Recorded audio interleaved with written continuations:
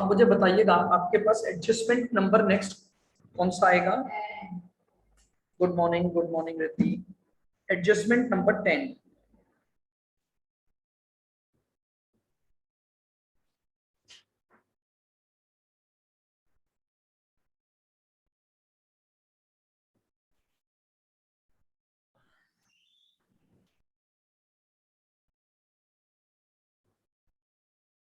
Adjustment number 10। ये adjustment हमारा किसको लेकर है?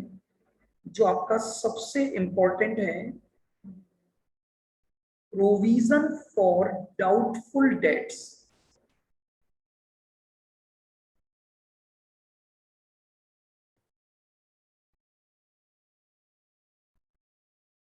Provision for doubtful dates. हाँ बिल्कुल।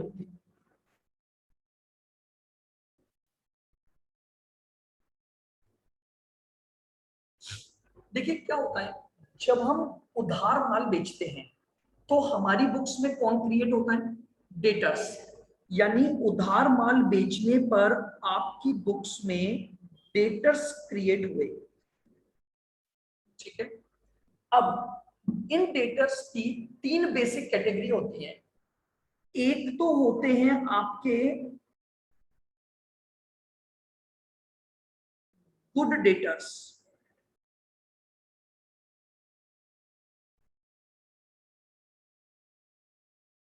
एक होते हैं आपके बैड डेटर्स। सर मैंने क्लास अभी ज्वाइन की, एक बार आप वापस रिपीट कर दोगे? आप बिल्कुल कर देंगे। Thank you. Most welcome. देखो मैंने एडजस्टमेंट नंबर 10 स्टार्ट किया है, which is related to provision for doubtful debts. अब मैं यहां बता रहा हूं कि जैसे ही हम उधार माल बेचते हैं तो हमारी बुक्स में कौन क्रिएट होता है? डेटर्स क्रिएट हो जाते हैं। ये डेटर्स 3 भागों में बांटे जा सकते हैं या कैटेगराइज किए जा सकते हैं। एक होते हैं गुड डेटर्स, एक होते हैं बैड डेटर्स, और एक होते हैं डाउटफुल डेटर्स।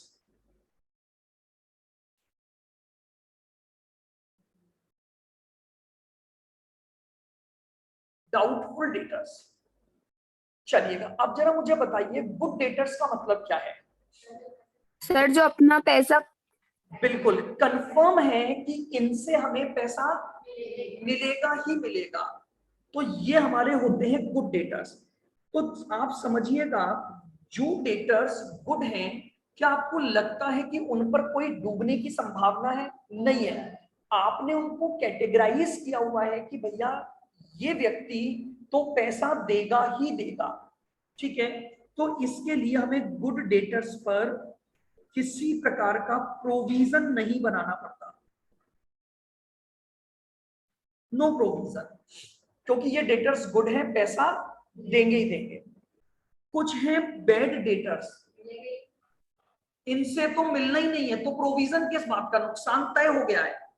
बैड डेट्स का मतलब हुआ कि इंसॉल्वेंट। पता लग गया कि ये व्यक्ति पैसा नहीं देगा, तो जो व्यक्ति पैसा देगा ही नहीं उस पर भी कोई प्रोविजन नहीं बनना है।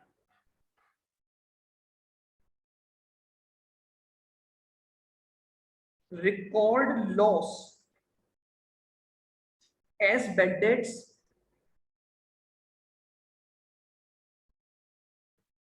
record loss as bad debts, no provision।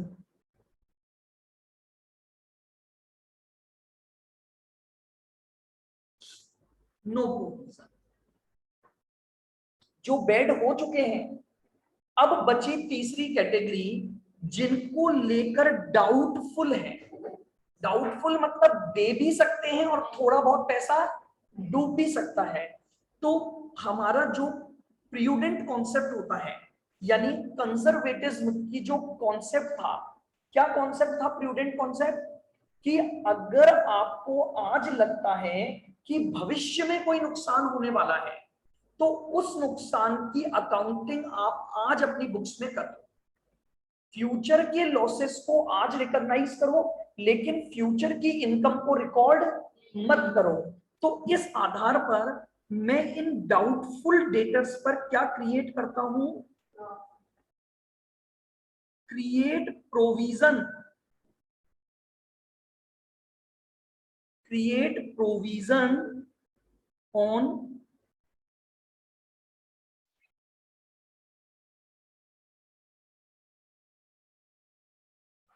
Doubtful debts. इन डाउटफुल डेट्स पर मैं क्या क्रिएट कर लूंगा, प्रोविजन क्रिएट कर लूंगा at a given percentage. Estimated percentage होता है, मुझे लगता है 5% बनाना चाहिए, जो अकॉर्डिंग टू मेरी ट्रेड प्रैक्टिस है कि भाई मुझे लगता है 5% पैसा डूबने की संभावना है तो 5% बना लूंगा। 10% की संभावना मुझे लग रही है तो मैं 10% बना लूंगा। तो ये अकॉर्डिंग टू द प्रैक्टिस होता है। तो यानी डेटर्स 3 भागों में कैटेगराइज हो गए। गुड डेट्स, कुछ नहीं करना इनके बारे में क्योंकि ये पैसा देंगे ही देंगे। फिर है बैड डेट्स, जिनके लिए हमें फिर प्रोविजन नहीं बनाना क्योंकि पैसा डूब चुका है, तो इनको हम बोलते हैं बैड डेट्स। और तीसरी कैटेगरी जो होती है वो होती है डाउटफुल, जिनके रेस्पेक्ट में अभी तक डाउट है, और जिनके रेस्पेक्ट में डाउट है उन्हीं के लिए हम क्या बनाते हैं, प्रोविजन क्रिएट करते हैं। आइएगा,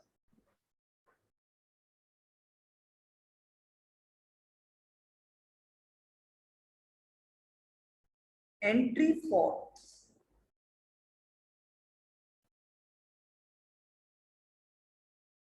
बैड डेट्स। सबसे पहली एंट्री जो बुक्स में आती है, गुड डेटर्स की तो कोई एंट्री होनी नहीं है आपकी, लेकिन अगर कोई डेटर्स बैड हो गए तो सबसे पहली एंट्री आपकी बैड डेट्स की बनेगी। एंट्री क्या बनती है, बैड डेट्स होना आपका नुकसान है,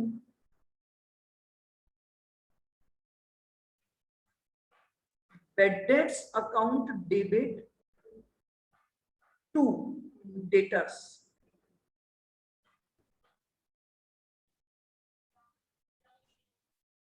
to debtors account, bad debts account debit to debtors account. Bad debts का लॉस बुक हो जाएगा और डेटर की वैल्यू कम हो जाएगी। अब मान लीजिए इनके ऊपर मैंने पहले प्रोविजन बनाया हुआ था जो बैड हो गए। भाई जो बैड हो गए तो मे बी पॉसिबल कि पहले क्या बनाया हुआ होगा, प्रोविजन। तो प्रोविजन मेंटेन अगर मैं करता हूं तो अब इस बैड डेट्स को किससे चार्ज कर लिया जाएगा, तो लिखें चार्ज अगेंस्ट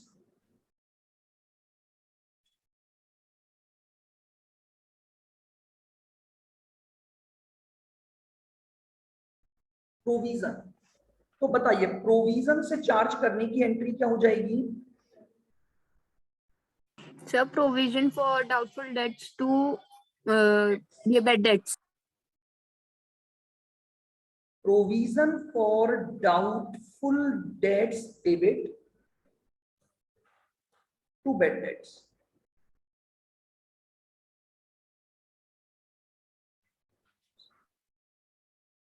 और अगर प्रोविजन नहीं मेंटेन किया हुआ है तो पीएनएल से चार्ज कर लूंगा डायरेक्टली। भाई अगर आपने मान लो प्रोविजन बना ही नहीं रखे हैं, आप क्या करते थे अभी तक, तो प्रोविजन बनाते ही नहीं थे, आपको लगता था कि बैड डेट्स होंगे नहीं। अब अचानक से बैड डेट्स हो गए तो अब आप फ्यूचर में प्रोविजन बनाओगे, बट इस साल तो फिर बैड डेट्स आपको कहां डालने पड़ेंगे, डायरेक्टली पीएनएल में। तो आप ये बात भी लिख लें,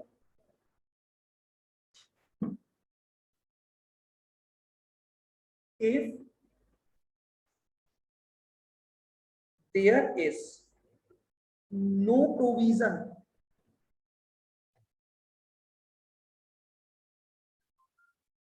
or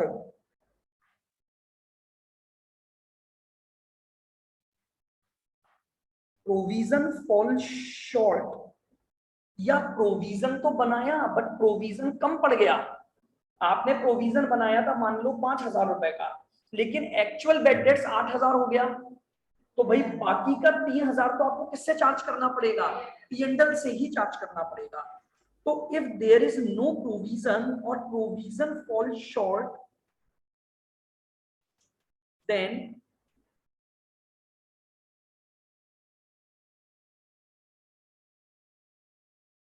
bad debts must be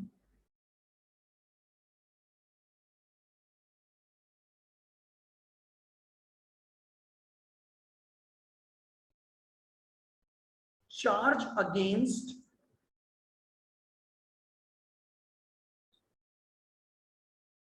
profit and loss account.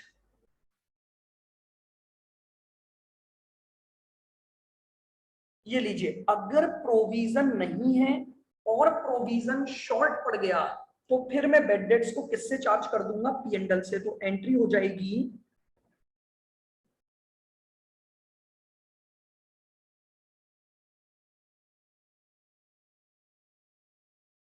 Profit and loss account debit to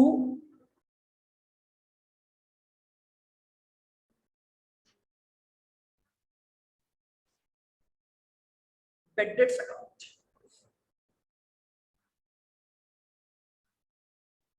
बोलिए क्या यहां तक की एंट्री क्लियर है? सबसे पहले बेड डेट्स के होने की एंट्री डाल दी मैंने, फिर अगर मैंने प्रोविजन क्रिएट करना है तो प्रोविजन के अगेंस्ट मुझे उसको चार्ज करना रहेगा, तो प्रोविजन टू बेड डेट्स हो जाएगी। और प्रोविजन शॉर्ट पड़ जाए या प्रोविजन न बना रखा हो तो मुझे जो एंट्री डालनी पड़ेगी वो किसके थ्रू डालनी पड़ेगी? पी&एल अकाउंट के थ्रू डालनी पड़ेगी। आइए अब बात आती है how to create provision.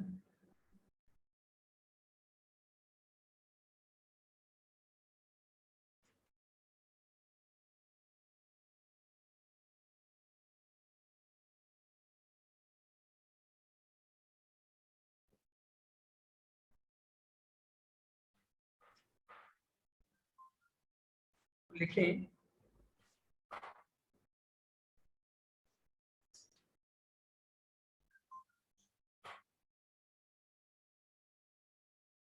provision for doubtful debts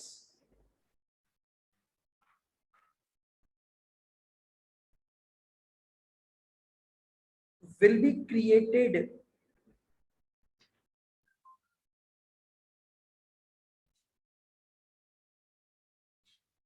on adjusted balance of debtors.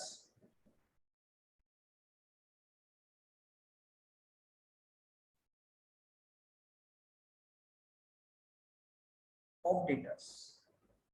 Provision for doubtful dates जो क्रिएट किया जाएगा वो क्रिएट किया जाएगा एडजस्टेड बैलेंस ऑफ डेटर्स पर।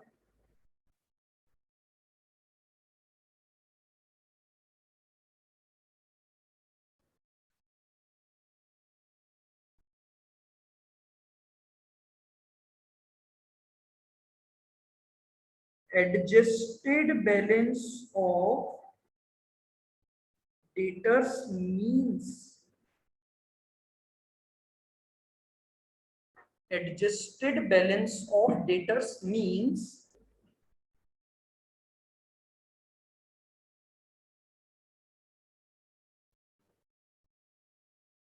debtors as per trial balance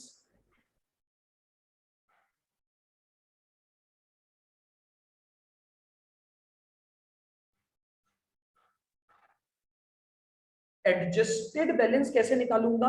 सबसे पहले बैलेंस लूंगा डेटर्स का, कौन सा?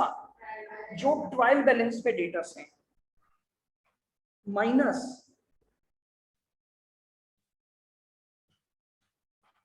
गुड्स सोल्ड ऑन अप्रूवल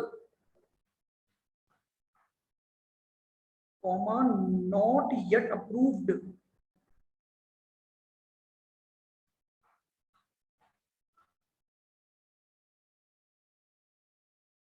हटा दूंगा। ये आप समझो, अपन ने कल पढ़ा था अगर गुड्स अप्रूवल पर बेचे गए हैं और अप्रूवल नहीं मिली तो आप एक एंट्री पास करते थे सेल्स टू डेटर। तो इसका मतलब जैसे ही आप ये एंट्री पास करोगे तो आपके जो डेटर है वो क्या हो जाएंगे? कम हो जाएंगे। तो डेटर को एडजस्ट करूंगा गुड्स सोल्ड ऑन अप्रूवल से। फिर लिखो प्लस माइनस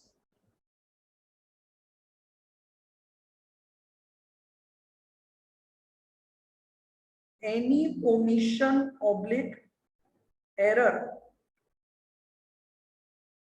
अगर मान लीजिए आपको क्वेश्चन में कोई डेटर्स को लेकर एरर दी हुई है, व्हाट डज इट मीन?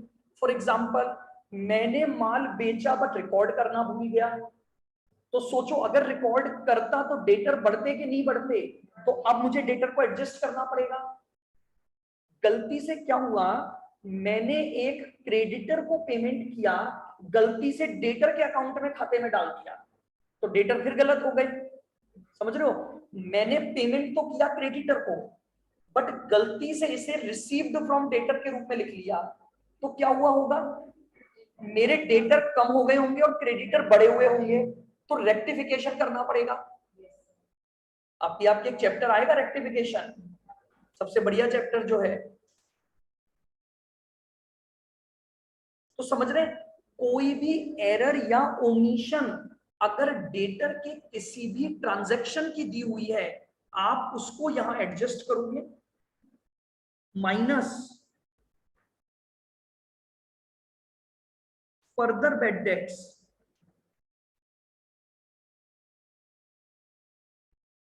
अगर कोई फर्दर बैड डेट्स हुए हैं जो आपने ट्रायल बैलेंस बनाते समय ध्यान नहीं रखे क्योंकि आपको पता नहीं था, तो उन फर्दर बैड डेट्स को भी माइनस कर दोगे और ये आएंगे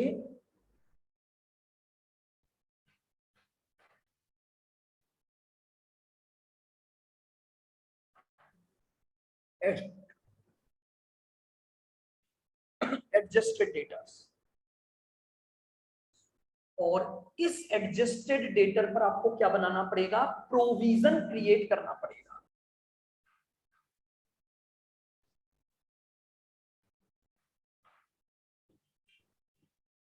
hence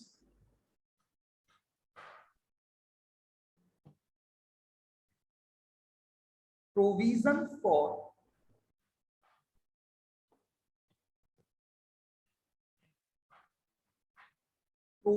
for doubtful debts is equal to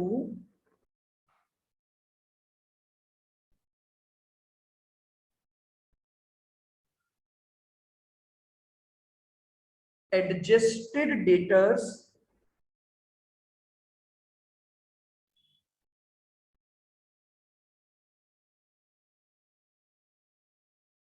into rate of provision। यानी ये आपके पास आ जाएगा कि आपका इतना प्रोविजन मेंटेन होना चाहिए इस बार। ये क्या आता है, adjusted debtor into rate of provision, that means provision to be maintained।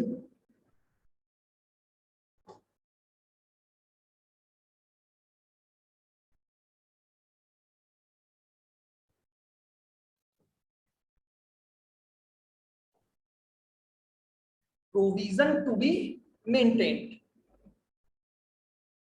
बताइए, प्रोविजन टू बी मेंटेन्ड की कैलकुलेशन समझ आ गई? हालांकि आपके मैक्सिमम क्वेश्चन में ये एरर ओमिशन नहीं आएंगे, देखिए, ठीक है, लेकिन फिर भी हमें हर चीज पता होनी चाहिए, कल को कोई भरोसा नहीं किस तरह का वो क्वेश्चन बता दे। गुड्स ऑन अप्रूवल तो बिल्कुल दे सकते हैं क्योंकि उसका एडजस्टमेंट ऑलरेडी आपके पास है, तो गुड्स अप्रूवल का एडजस्टमेंट करोगे, फर्दर बैड डेट्स का एडजस्टमेंट करोगे तो एडजस्टेड बैलेंस आ जाएगा। आइए मैं आपको इसका अकाउंट भी दिखा देता हूं कैसा बनता है, ताकि उससे आपको फिर अकाउंटिंग समझ आएगी। डेटर फ्रॉम ट्रायल बैलेंस का मतलब होता है आपको क्वेश्चन में जो ट्रायल बैलेंस दिया हुआ होगा वहां पर डेटर का एक बैलेंस दे रखा होगा, वहां से चालू करोगे आप। भाई जब आप ट्रायल बैलेंस बनाए हुए हैं ना अपने 11th में, तो ट्रायल बैलेंस में आप क्या करते हो, सारे बैलेंसेस लेकर जाते हो, तो आपको क्वेश्चन में ट्रायल बैलेंस दे रखा होगा और ट्रायल बैलेंस में एक डेटर की वैल्यू दे रखी होगी जिसमें हमें ये एडजस्टमेंट करने होंगे। ठीक है,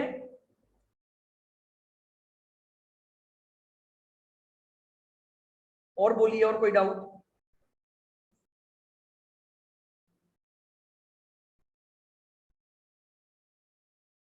क्लियर है? सर बचे हुए डेटर्स होते हैं उस पे रेट ऑफ प्रोविजन लगता है। क्या बोल रहे हो? बचे हुए जो डेटर्स होते हैं ना सारे, ये एडजस्टमेंट होने के बाद जो डेटर आएंगे उस पर प्रोविजन बनेगा। ये आप समझो, ये दोनों तो अब हटाने पड़ेंगे ना, आप खुद सोच के देखो। जो बेड डेट सी हो गया, क्या वो डाउटफुल रहा क्या? तो जब वो डाउटफुल ही नहीं रहा तो प्रोविजन किसका? तो इसको हटाना पड़ेगा। जो अप्रूवल पर माल बेचा था वो मेरा डेटर ही नहीं है, तो डेटर ही नहीं है तो प्रोविजन किस बात का? तो मुझे उसको भी हटाना पड़ेगा। भाई कुल मिलाकर ईयर एंड पर मेरी बुक्स में जितने डाउटफुल डेटर्स होंगे उन्हीं पर तो प्रोविजन बनाऊंगा। जो डेटर ही नहीं है या जो डेटर डाउटफुल नहीं है उस पर कभी प्रोविजन नहीं बन सकता। इसीलिए मैंने उनको हटाया है बस केवल। क्लियर बिल्कुल?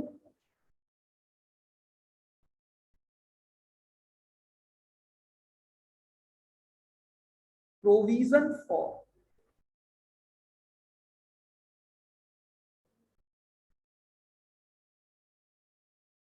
सर ये ओमिशन या एरर वाले पर बता दोगे वापस से? वापस बता देते हैं। आपने क्या किया, 10,000 रुपए का माल बेचा but omitted to be recorded. बताओ, 10,000 का उधार माल बेचा और रिकॉर्ड करना भूल गए। अगर रिकॉर्ड करते तो क्या एंट्री होती? सर डेटर्स टू सेल, हाँ तो डेटर बढ़ते कि नहीं बढ़ते? बढ़ते। तो आपने जब ये एंट्री नहीं की तो आपने बुक्स में जो डेटर दिखा रखे होंगे वो 10 से कम होंगे कि नहीं होंगे?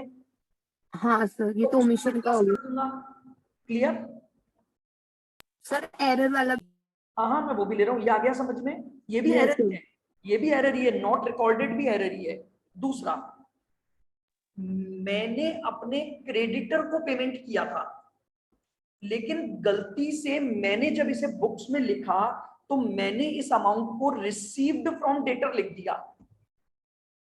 अब बताओ, जो पैसा मैंने क्रेडिटर को दिया और गलती से डेटर के अगेंस्ट एडजस्ट कर दिया, इसका मतलब कम तो करना चाहिए था क्रेडिटर को, लेकिन कम किसको कर दिया? डेटर। डेटर को। करेक्ट करो। तो क्रेडिटर को कम करना पड़ेगा और डेटर को, yes sir.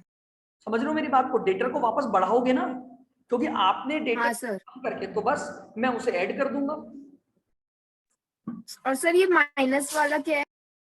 Further bad debts. हाँ कौन सा? सर ये आपने प्लस स्लैश माइनस लगाया, मतलब कि एक्स्ट्रा अमाउंट से कभी अपन ने वो कर दिया हो? भाई कभी प्लस भी हो सकता है, कभी माइनस भी हो सकता है। भाई मान लो मे बी पॉसिबल, ये तो मैंने आपको जैसे जो भी एरर बताई, डेटर को अगर मान लो कम करना है तो माइनस हो जाएगा। जैसे मैं आपको ये बोलूं डेटर से पैसा मिला लेकिन रिकॉर्ड करना भूल गए, तो अगर डेटर से पैसा मिला तो डेटर कम हो जाने चाहिए आपके, लेकिन आपने अगर रिकॉर्ड ही नहीं किया तो आपके डेटर बढ़े हुए होंगे कि नहीं होंगे? Yes sir. तो उनको माइनस कर दूंगा। ये तो हाँ डिपेंड यस। करता है। प्लस माइनस का मतलब होता है अकॉर्डिंग टू द एरर आपको एडजस्टमेंट करना पड़ेगा। क्लियर बिल्कुल? Yes sir. और बताइए बाकी के जने भी। Isha, Keshav, Yes, sir. Clear है point? Yes, sir. Tripti, Riddhi, Riddhi ने तो पूछ ही लिया। रिया, आज रिया सिस्टर्स में एक नहीं है, रिया ही है।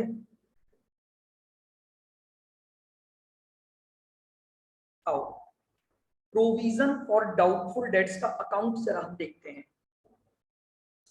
सबसे पहले लिखोगे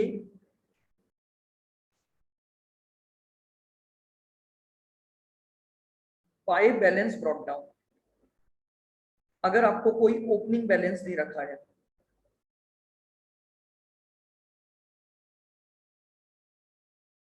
ये मेरे पास ओपनिंग बैलेंस आ जाएगा।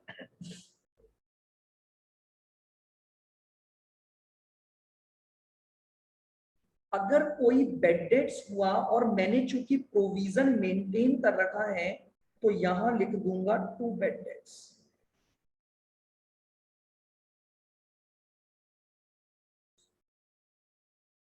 अगर अकाउंटिंग नहीं की और पहले से कर रखी है तो कोई दिक्कत ही नहीं है। उसके बाद यहां आएगा 2,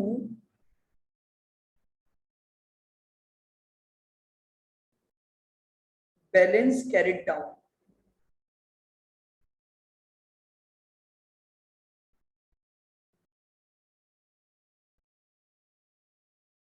जो क्लोजिंग बैलेंस मैंने ऊपर निकाला, जो क्लोजिंग बैलेंस मुझे मेंटेन करना है वो मैं यहां पर ले लूंगा।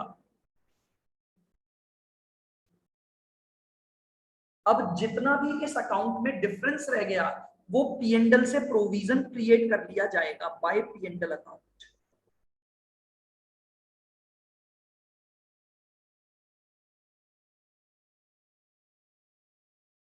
सर हमेशा बाई साइड में बचेगा या टू में भी आ सकता है? 2 में भी आ सकता है।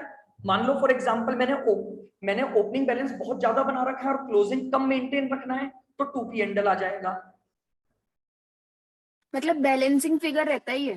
हाँ जी, बैलेंसिंग। 2 की सिचुएशन बहुत रेयरली देखने को मिलती है, बट हाँ हम मान सकते हैं कि आ सकता है, ऐसा नहीं है कि कभी नहीं आ सकता। ये लीजिए, ये आपकी एंट्रियां और provision for doubtful debts account कैसे प्रिपेयर होगा ये मैंने आपको बता दिया।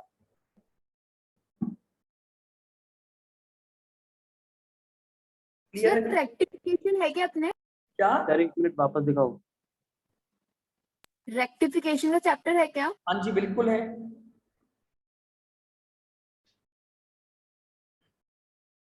हो गया?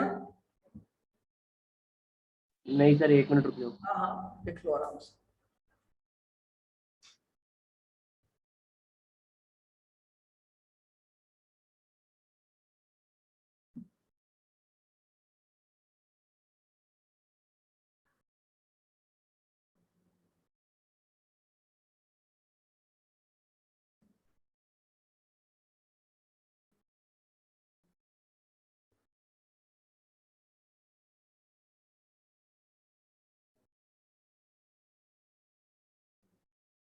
हो गया आपको?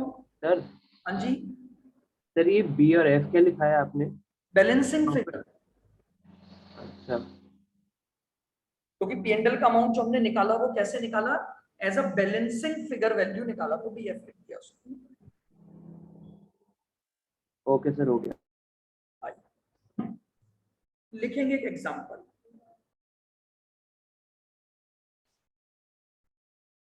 सर ये जो ऊपर आपने एडजस्टेड डेटर्स निकाले थे, इसमें आएगा क्या पीएनएल का अमाउंट? ना ना, देखो मैंने क्या लिखा उसके लिए।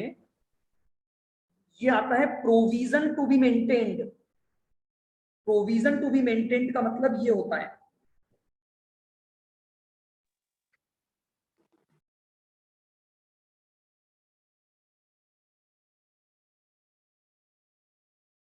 Closing balance. हाँ जी, इतना मेंटेन करना है मुझे प्रोविजन, तभी तो पीएनडल बैलेंसिंग फिगर निकलेगा।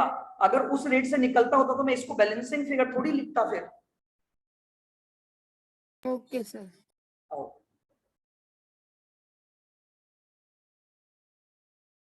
सर एक बार ऊपर करना। ऊपर करूं वापस? क्या हो गया?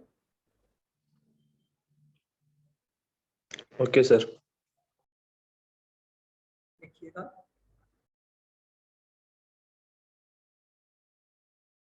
Debtors as given in trial balance 2,10,000।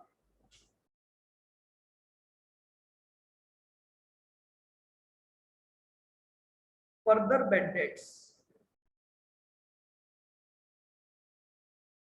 Not adjusted. अभी तक हमने इन फर्दर बेड डेट्स को एडजस्ट नहीं किया है।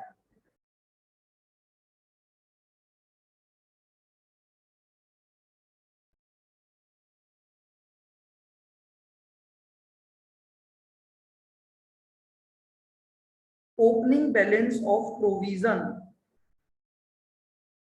40,000।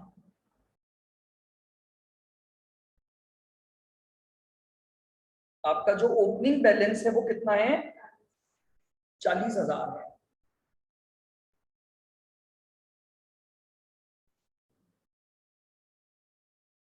Rate for provision 25%। हमें जो प्रोविजन बनाना है वो 25% बनाना है।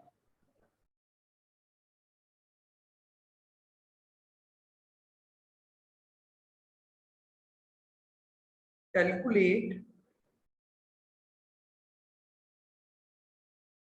amount to be charged from P&L।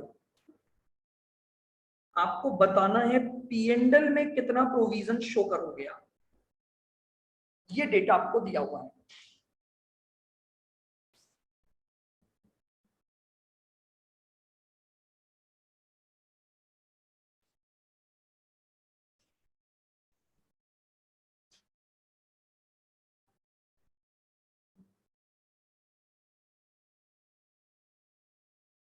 Provision for bad debts बनाता हूं मैं, साथ में वर्किंग करता रहूंगा। बताओ ओपनिंग बैलेंस कितना दे रखा है, 40,000। तो बाय बैलेंस आ गया 40। बेड डेट्स कितने हुए जो अभी तक एडजस्ट नहीं हो रहा, सिर्फ 10,000 आएगा पीएनएल। ये लीजिए 2 बेड डेट्स आ गया मेरा 10,000। अब मुझे ये चेक करना है कि प्रोविजन कितना मेंटेन करना है, टू बैलेंस कैरेट डाउन निकालना है। आओ, तो उसके लिए एडजस्टेड बैलेंस निकालना पड़ेगा। तो एडजस्टेड बैलेंस कैसे निकलेगा बताओ। 210 माइनस 10 हो जाएगा। ये लीजिए एडजस्टेड बैलेंस आ गया।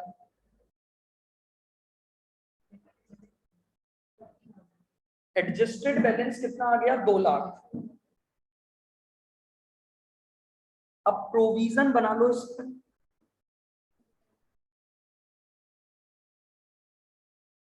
दो लाख पर 25%, यानी मेरा क्लोजिंग बैलेंस 50 पर मेंटेन होना चाहिए। मेरा क्लोजिंग बैलेंस है 50 पर मेंटेन होना चाहिए, तो यहां डाल दिया मैंने 50। ये मेरे प्रोविजन का अमाउंट आ गया।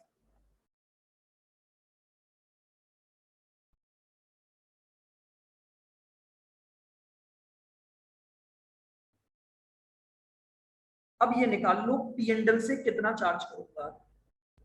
सब 20। यानी इस साल मुझे P&L से एक एंट्री डालनी पड़ेगी, P&L account debit to provision for doubtful debts 20,000।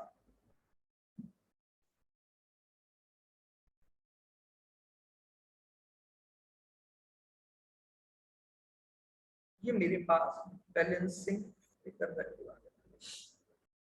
ये लीजिए, ये मेरा provision for doubtful debts account. सबसे ज्यादा ऑब्जेक्टिव क्वेश्चन अगर आएंगे ना इसी टॉपिक में से आएंगे, क्योंकि इतनी वैरायटी बनती है इसमें बहुत सारी। प्रोविजन के अमाउंट निकालो, बैलेंस शीट में क्या जाएगा, डेटर की वैल्यू, P&L से कितना चार्ज होगा, नया प्रोविजन कितना मेंटेन होगा। बताइए क्लियर है ये पॉइंट। एक बेसिक एग्जांपल से मैंने आपको बताया।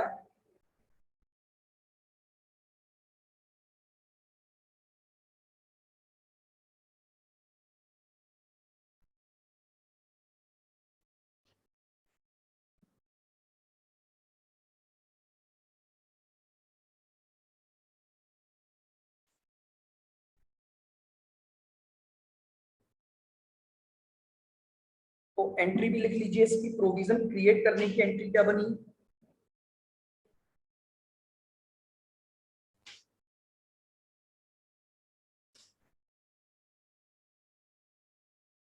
Entry for creating provision.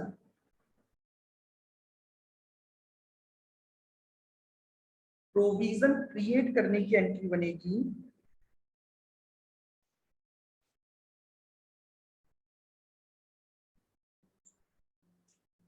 Profit and loss account debit to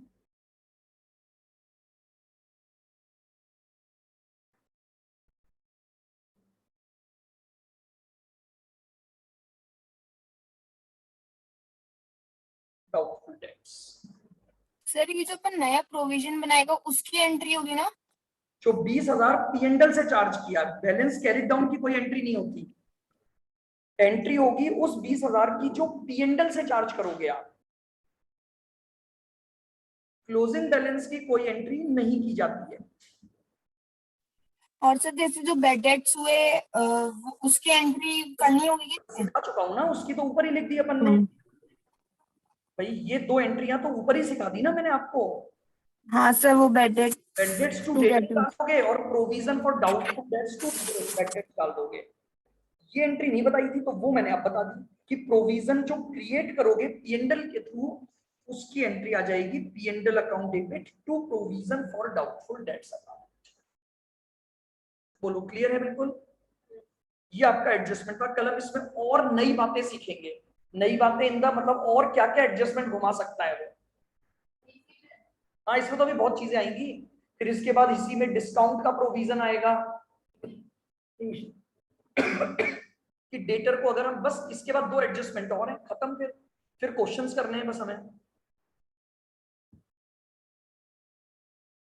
ठीक है ना। फिर इसमें क्या होगा आपके पास कि भाई डिस्काउंट का प्रोविजन बनता है कि भाई अगर मान लो कोई डेटर हमें प्रॉम्प्ट पेमेंट कर दे, जल्दी पैसा दे दे, तो हम उसे क्या देते हैं, तो इसके लिए भी हम प्रोविजन बनाते हैं कि भाई अगर फ्यूचर में हमें डिस्काउंट देना पड़ा तो नुकसान हो जाएगा, तो उस नुकसान के लिए भी हम क्या बनाते हैं, प्रोविजन क्रिएट करते हैं।